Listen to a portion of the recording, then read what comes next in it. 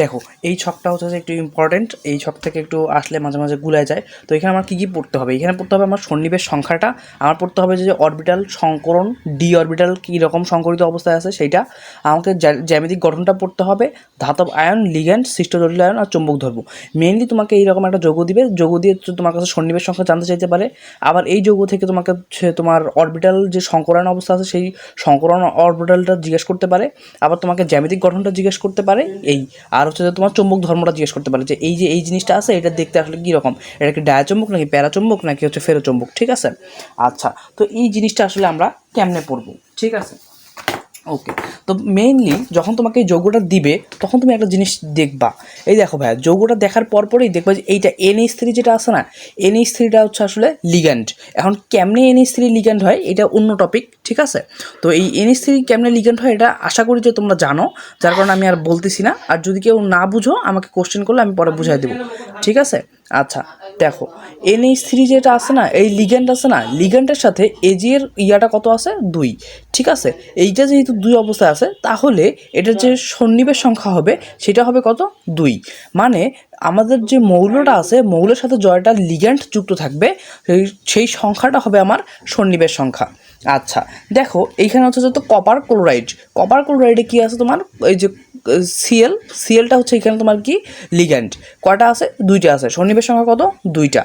N cobalt chloride এখানে কটা আছে, ক্লোরিন 4টা আছে, ক্লোরিন হচ্ছে লিগ্যান্ড, তাহলে সন্নিবেশ সংখ্যা 4। আচ্ছা দেখো নিকেলের সাথে সায়ানাইড কটা আছে 4টা আছে, সন্নিবেশ সংখ্যা 4। কপারের সাথে NH3 কটা আছে 4টা আছে, সন্নিবেশ সংখ্যা 4। এটা অনুরূপভাবে 6 6 6 6 6 6 6 6, ঠিক আছে, হিসাব ক্লিয়ার।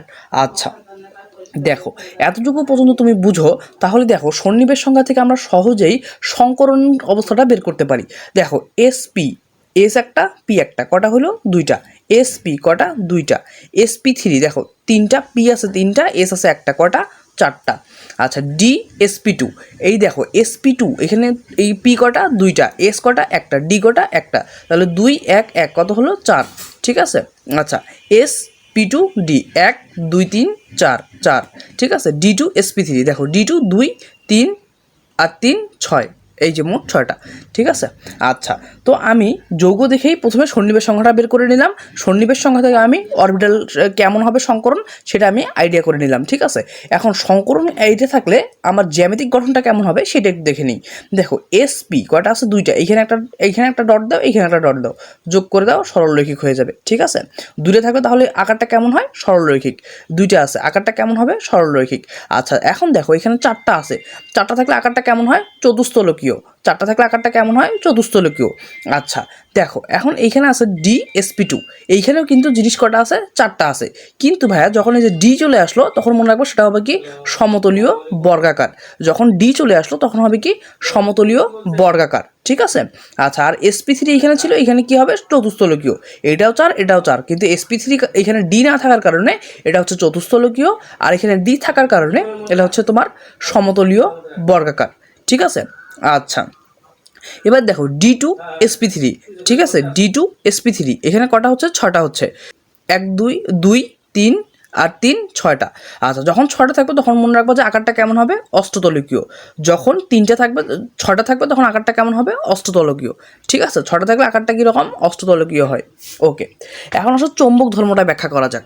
চৌম্বক ধর্ম জিনিসটা কী জিনিস ভাই, আসলে চৌম্বক ধর্ম তুমি যেটা করবা সেটা হচ্ছে যে লিগ্যান্ড যে আমাদের যে যৌগটা আছে না, জটিল আয়নটা আছে না, এই জটিল আয়নের মেইন যে যৌগটা কেন্দ্রীয় যে পরমাণুটা আছে এই কেন্দ্রীয় পরমাণুর ইলেকট্রন বিন্যাস করবা, ঠিক আছে। ইলেকট্রন বিন্যাস করার পরে যদি তুমি দেখো যে একটা সিঙ্গেল ইলেকট্রন আছে তাহলে সেটা হবে তোমার দুর্বল চুম্বক, ঠিক আছে।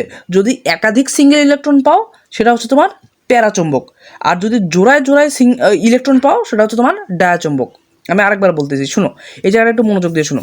প্রথমে বলতেছে যে যদি একটা সিঙ্গেল ইলেকট্রন থাকে তাহলে সেটা হচ্ছে তোমার দুর্বল চুম্বক, যদি একটা সিঙ্গেল ইলেকট্রন থাকে ইলেকট্রন বিন্যাসে তাহলে সেটা হচ্ছে তোমার দুর্বল চুম্বক, যদি একাধিক সিঙ্গেল ইলেকট্রন থাকে তাহলে সেটা হচ্ছে তোমার প্যারাচুম্বক, আর যদি জোড়ায় ইলেকট্রন থাকে তাহলে সেটা হচ্ছে তোমার ডায়াচুম্বক, ঠিক আছে। আচ্ছা আসো এখন ব্যাখ্যা করি। দেখো ভাই D10 মানে এখানে 5টা ঘর ছিল না, 5টা ঘরের মধ্যে প্রত্যেকটাতেই দুটো করে আসে, যার কারণে কি হয়েছে, এটা ডায়াচুম্বক। D10 পূর্ণ হয়ে গেছে, দুটো করে আসে, তার মানে এটা ডায়াচুম্বক। দেখো আমি কি বলছিলাম, যদি একাধিক সিঙ্গেল ইলেকট্রন থাকে তাহলে সেটা কি, প্যারাচুম্বক। দেখো তো এখানে একের অধিক সিঙ্গেল ইলেকট্রন আছে না, ডিতে 5টা ঘর না, 5টা ঘরের মধ্যে প্রথম দুটোতে আছে 2টা ইলেকট্রন, দ্বিতীয় ঘরে আছে 2টা ইলেকট্রন, 3-এ আছে 1টা ইলেকট্রন, 4-এ আছে 1টা ইলেকট্রন, 5-এ আছে 1টা ইলেকট্রন।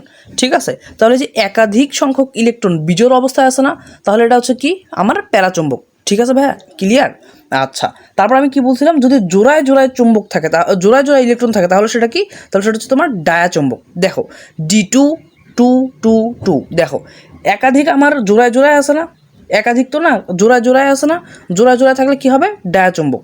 দেখো জোড়ায় আছে না, জোড়ায় আমি আর একটা কথা বলছিলাম, যদি একটা সিঙ্গেল ইলেকট্রন থাকে, একটা সিঙ্গেল ইলেকট্রন থাকলে দুর্বল চুম্বক, একটা সিঙ্গেল ইলেকট্রন আছে দুর্বল চুম্বক, একাধিক সিঙ্গেল ইলেকট্রন আছে তাহলে সেটা প্যারাচুম্বক।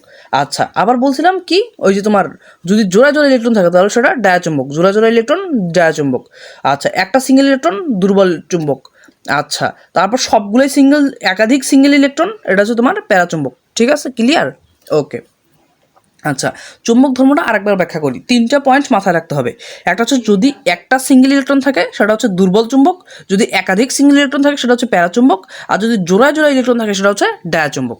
দেখো জোড়া ইলেকট্রন আছে ডায়াচুম্বক, জোড়া আছে ডায়াচুম্বক, একাধিক সিঙ্গেল ইলেকট্রন আছে প্যারাচুম্বক, জোড়া আছে ডায়াচুম্বক, একটা সিঙ্গেল ইলেকট্রন আছে দুর্বল চুম্বক, একাধিক সিঙ্গেল ইলেকট্রন আছে প্যারাচুম্বক, জোড়া আছে ডায়াচুম্বক, একটা সিঙ্গেল ইলেকট্রন আছে দুর্বল চুম্বক, তারপরে একাধিক সিঙ্গেল ইলেকট্রন আছে, এটা হচ্ছে প্যারাচুম্বক। তাহলে আলহামদুলিল্লাহ এই বক্সটা ডান। এখন এটা আসলে কেমনে হইলো, ঠিক আছে, এটা আসলে মানে একটা ইলেকট্রন 2টা ইলেকট্রন, এটা যদি আরও ব্যাখ্যা করতে হয় সেই ব্যাখ্যাটা নিয়ে আমরা পার্ট 2-তে আসবো। ঠিক আছে, ওকে, আল্লাহ হাফিজ।